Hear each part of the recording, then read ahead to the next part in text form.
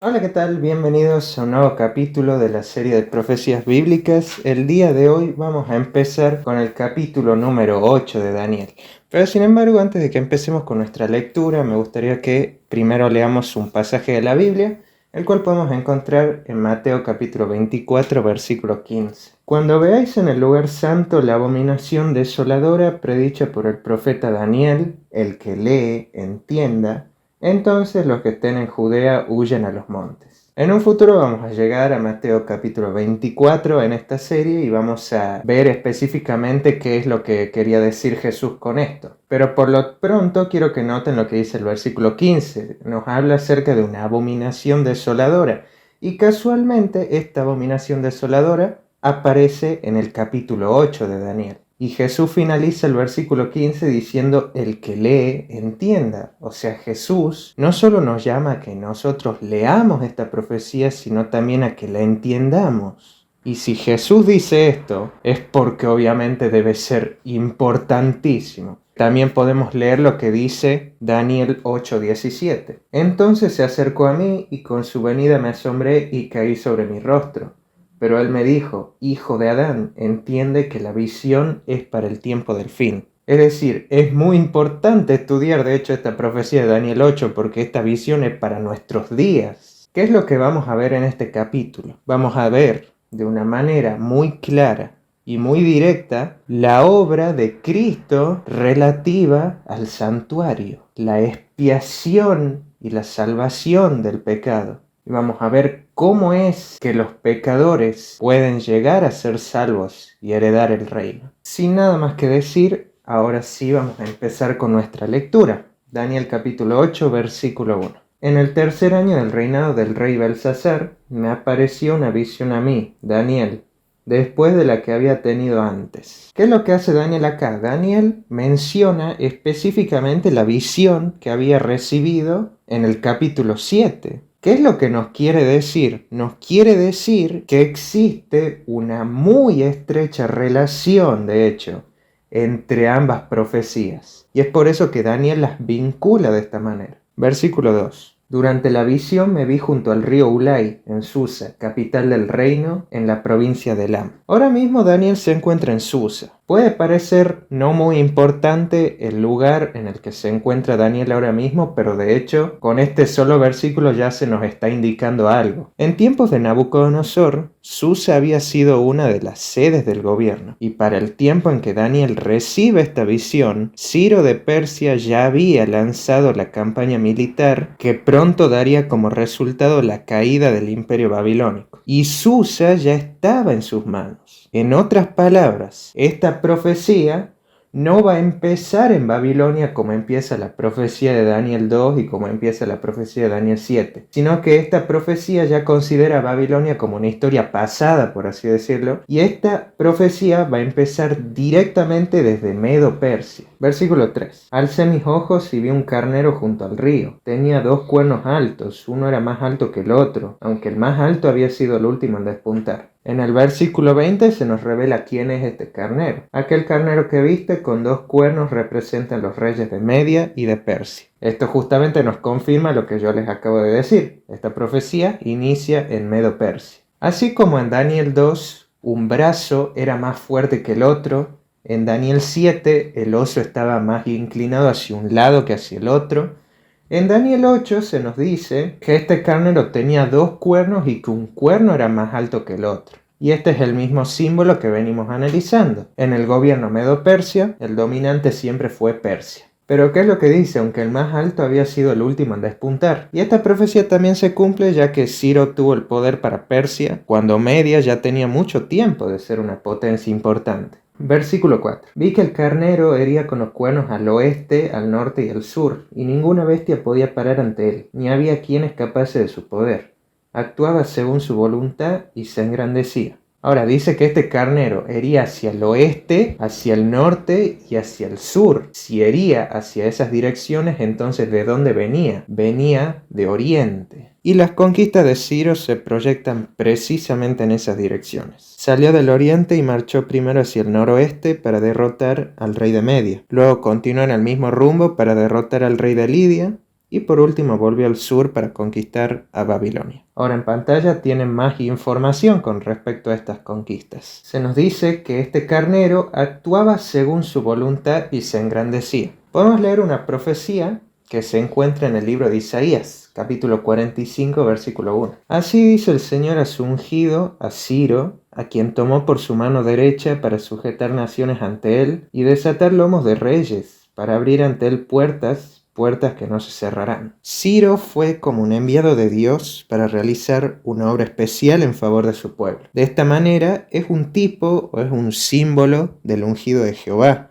¿Y quién es el ungido de Jehová? El Mesías. Versículo 5. Mientras yo pensaba, un macho cabrío vino del oeste, corría tan deprisa que ni tocaba la tierra. Este macho cabrío tenía un cuerno notable entre sus ojos. Y en el versículo 21 se nos da la interpretación acerca de este macho cabrío. El macho cabrío es el rey de Grecia, y el cuerno grande que tenía entre sus ojos es el primer rey. Y tal cual como venimos analizando en videos anteriores, quien conquista a los medo-persias es Grecia. Se nos dice que este carnero tenía un cuerno entre sus ojos. Y en el versículo 21 se nos dice que este cuerno era el primer rey. Y bueno, es evidente que el primer rey de Grecia fue Alejandro Magno. Este macho cabrío venía de Occidente y en efecto las conquistas de Grecia se proyectan precisamente hacia esas direcciones y corría tan deprisa que ni tocaba la tierra. Nosotros hemos visto en el capítulo 7 que Grecia era un leopardo con 4 alas y esto justamente significaba la asombrosa velocidad con la que Grecia llegó a someter a Persia. Y en el capítulo 8 también se destaca esta misma característica, esta velocidad que este macho cabrío tenía. Versículos 6 y 7. Vino hasta el carnero de 2 cuernos que yo había visto junto al río,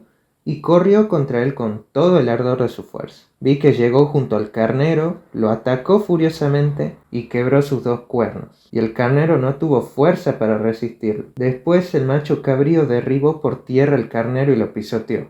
Ni hubo quien librase al carnero de su poder. Así es como se describe la violenta campaña que Alejandro Magno llevó a cabo contra Persia. Realmente lo acometió sin cuartel y lo destruyó completamente. Versículo 8. Y el macho cabrío se engrandeció mucho, y cuando estaba en su mayor fuerza, aquel gran cuerno fue quebrado, y en su lugar salieron 4 cuernos prominentes hacia los 4 vientos del cielo. ¿Quiénes son estos 4 cuernos? Esto nos lo dice el versículo 22. Los 4 cuernos que sucedieron al que se quebró representan 4 reinos que saldrán de esa nación, pero no tendrán el mismo poder. Nosotros hemos visto que el leopardo de Daniel 7 tenía 4 cabezas. Y tal cual como nosotros lo habíamos estudiado, cuando Alejandro Magno, este gran cuerno que este macho cabrío tenía entre sus ojos, muere, dejó un imperio muy grande. Tras muchas luchas entre los sucesores, el imperio se dividió en 4 partes, encabezada cada uno por los generales de Alejandro. Entonces, al sur, Ptolomeo quedó como rey de Egipto. Al este, Seleuco gobernó Siria. Al norte, Lisímaco se apoderó de Tracia y Macedonia. Y al occidente, Casandro quedó como rey de Grecia. Y si notamos nosotros casualmente, estos generales se establecen cada uno en relación con qué cosa, con los 4 puntos cardinales, ¿verdad? Es decir, el norte, el sur, el este y el oeste. Por lo que justamente cuando el versículo dice que estos cuernos crecían hacia los 4 vientos del cielo, nos está queriendo decir que estos 4 vientos serían los 4 puntos cardinales. Versículo 9. De uno de ellos salió un cuerno pequeño, que creció mucho hacia el sur y hacia la tierra hermosa. Ahora aquí pasa algo curioso, y es que nosotros hasta este punto nosotros venimos estudiando la visión y vamos viendo a la par la interpretación de la visión. Pero si nosotros buscamos quién es este cuerno, en la interpretación de la visión nos dice lo siguiente. Versículo 23. Al fin del reinado de ellos, cuando los rebeldes lleguen al colmo de la maldad, se levantará un rey altivo de rostro, maestro en intrigas. En la interpretación no se nos dice quién es este cuerno explícitamente.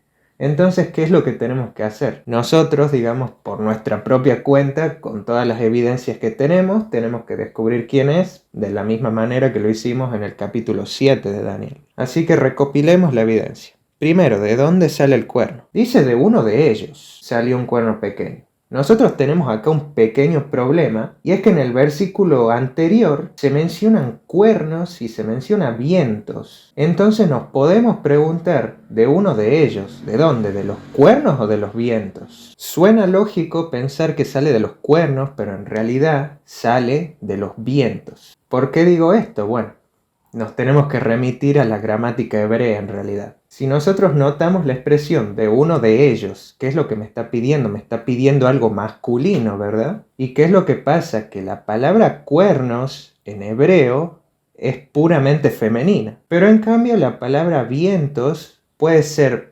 femenina o puede ser masculina dependiendo del contexto en el que se encuentre esa palabra. Y si acá esta expresión me está pidiendo algo masculino, entonces ahí se nos hace más evidente que se nos habla de los vientos y no de los cuernos. ¿Qué es lo que nos está queriendo decir esto? Nosotros los 4 cuernos que tenemos son Egipto, Siria, Macedonia y Grecia. Entonces, esta nueva potencia, la cual es el cuerno pequeño, no va a salir de ninguno de estos lugares, sino que es una potencia totalmente ajena a estos. Pero sí sale de uno de los 4 puntos cardinales, o sea, de uno de los vientos. Segundo, ¿de qué dirección viene? Mi versión de la Biblia dice que crecía mucho hacia el sur y hacia la tierra hermosa, pero en realidad la versión más completa de la Biblia dice que crecía mucho hacia el sur, hacia oriente y hacia la tierra hermosa. ¿Cuál es esta tierra hermosa? Esta tierra hermosa es Palestina, simplemente porque es el lugar donde nació Jesús. El cuerno crece hacia el sur y hacia el este, por lo tanto no viene de esas direcciones. Entonces, ¿de dónde viene? Bueno, nos quedan 2 posibilidades, ¿verdad?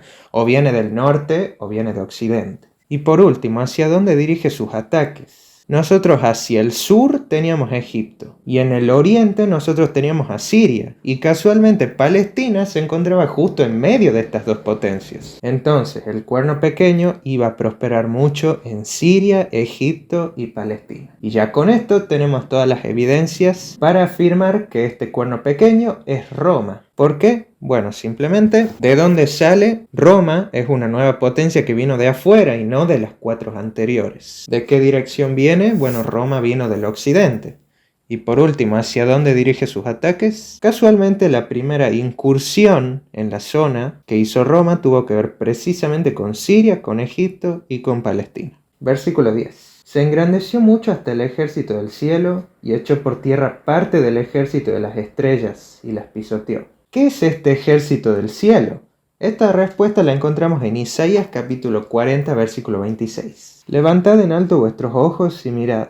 ¿Quién creó estas cosas? Aquel que saca su ejército de estrellas. Llama a cada uno por nombre. Tan grande es su poder y su fuerza que ninguna faltará. Entonces el ejército del cielo son las estrellas. ¿Y qué son estas estrellas? Esto nos lo dice Daniel 12:3. Entonces los sabios resplandecerán como el fulgor del firmamento, y los que enseñan la justicia a la multitud como las estrellas a perpetua eternidad. Entonces estas estrellas son el pueblo de Dios. ¿Qué es lo que hace este cuerno? Ahora se dedica a atacar al pueblo de Dios. Podemos decir que después de que este cuerno creciera de manera horizontal hacia el sur y hacia oriente, ahora este cuerno lo que pretende hacer es crecer de una manera vertical. Este cuerno entró en una rebelión directa contra Dios. En el capítulo 7 de Daniel nosotros hemos visto una secuencia. Primero nosotros vemos una bestia espantosa y terrible y nosotros sabemos que era Roma imperial. Después de la cabeza de esta bestia salen 10 cuernos, es decir, el imperio se divide en estas 10 tribus bárbaras. Y por último sale un cuerno pequeño que es el quien llega a crecer más que todos los cuernos anteriores. Y este cuerno pequeño representaba a Roma papal, es decir, esa es la historia que teníamos de Roma en Daniel 7. Y de hecho, esta misma historia nosotros la tenemos también en Daniel 8, solo que aquí es mucho más difícil saber en qué momento estamos hablando de Roma imperial y en qué momento estamos hablando de Roma papal. Pero hasta el versículo 10 nosotros estamos hablando de Roma imperial. Aunque sin embargo este aspecto de la profecía de hecho en realidad se cumple para ambas potencias. Para Roma imperial, por ejemplo, los mismos apóstoles de Cristo fueron víctimas de las persecuciones y el mismo Cristo murió bajo el imperio romano. Y también hemos visto que Roma papal durante estos 1260 años que iba a durar esta potencia, no solo contaba con poder religioso, sino que también con poder político. En otras palabras, tenían tropas, tenían policías bajo su mando. O sea, los errores doctrinales eran tratados como crímenes. Y Roma también lanzaba persecuciones en nombre de Jesucristo. Y ya por último leamos el versículo 11. Aún contra el príncipe del ejército se engrandeció y quitó el continuo, y el lugar de su santuario fue echado por tierra. Noten ustedes algo. Las bestias que nosotros habíamos visto en Daniel 7 eran un león, un oso, un leopardo y por último una bestia espantosa y terrible. Y Daniel 8 también usa bestias, pero sin embargo estas bestias son totalmente diferentes a las que vimos en Daniel 7. Estamos hablando de un carnero y estamos hablando de un macho cabrío, o sea, son animales muy pequeños a comparación de Daniel 7.